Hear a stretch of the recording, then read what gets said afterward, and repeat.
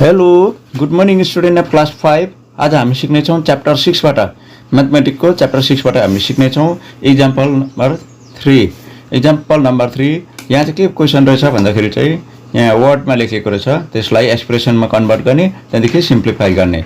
बुझ्नु भएन कुरा? अब यहाँनिर के लेखेको छ भन्दाखेरि चाहिँ डिभाइड 36/3 सब्ट्र्याक्ट 5। यहाँ डिभाइड 36/3 कसरी लेख्दो रहेछ भन्दाखेरि चाहिँ यहाँ हेर्नुहोस्, डिभाइड 36/3 यो यहाँबाट स्टार्ट गर्न थालेको छ।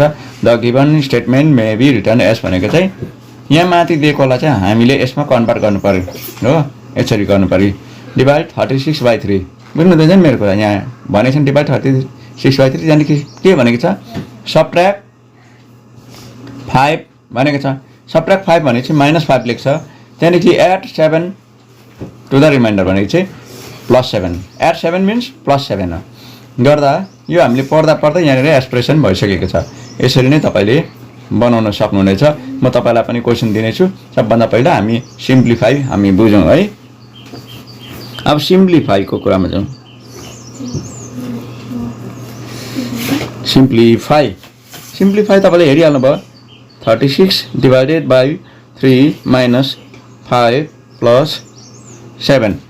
अब यसलाई हामीले सबभन्दा पहिला के गर्नुपर्ने रहेछ?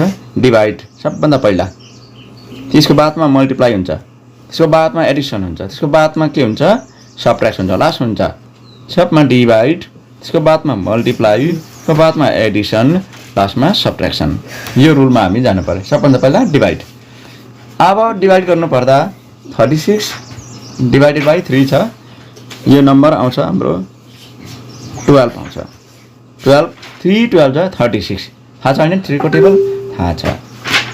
Very good.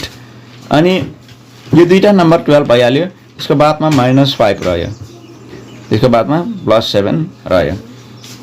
डिभाइड भइसक्यो। अब कसको टर्न आयो? मल्टिप्लाई। तर मल्टिप्लाई छैन। जब छैन त्यो छोडिदिनुपर्छ। अनि त्यसको बादमा के आउँछ? एडिसन। एडिसन चाहिँ हामी गर्न सक्छ। कसरी भन्नुहोस् त?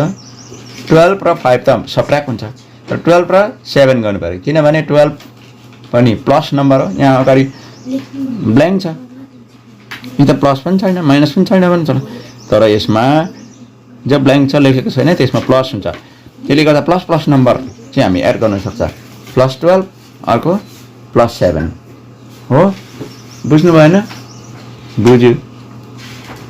त 12 + 7 19 हुन्छ होला होइन? त्यहाँदेखि यो -5 एडिसन पनि सक्यो 12 + 7। अब लास्टमा हामी सब्ट्र्याक्ट गर्दा 19 मा 5 सब्ट्र्याक्ट गर्दाखेरि आउँछ तपाईँको 14 आउँछ होला। एन्सर 14। देयरफोर 36 डिभाइडेड बाई 3 -5 + 7 = 14 आउने रहेछ। बुझ्नुभयो? अब म तपाईँलाई यस्तै खालको स्टेटमेन्टहरू दिन्छु है, तपाईँले यसमा कन्भर्ट गरेर यसरी नै सिम्प्लिफाई गर्नु होला। ठिकै छ? ल हुन्छ है। तपाईँको अगाडि यस्तै खालको होमवर्क लिएर आएको छु। हतार नगर्नुहोस्, पहिला बुझ्नुहोस् ल। यहाँ पहिला क्वेसन पढेर सुनाउँदैछु। Divide 40/10 subtract 7 add 2 to the remainder, express the statement as a mathematical problem and then simplify it भनेछ। अर्को पनि त्यस्तै छ। यहाँ मैले आदिमै छोडेको छु, एक्सप्रेस भन्ने छ भनेको चाहिँ यहाँदेखि उता यो घरिघरि मैले नलेखेको, यहाँ आदि छोड्दै लेखेको छु। तपाईँले क्वेसन चार्दा चाहिँ यसलाई पुरा गर्नुपर्छ। बुझ्नुभयो?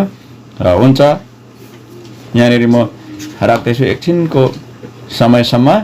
तपाईँले यहाँबाट नम्बर एदेखि लिएर ईसम्म पुरा प्र्याक्टिस गरेर पठाउनुहोस् अथवा आफ्नो टिचरलाई बुझाउनुहोस्। अनि यस च्यानललाई सब्सक्राइब गर्न पनि नभुल्नुहोस्। सब्सक्राइब गरेर सक्दो फाइदाले उठाउनु होला। हुन्छ, धन्यवाद।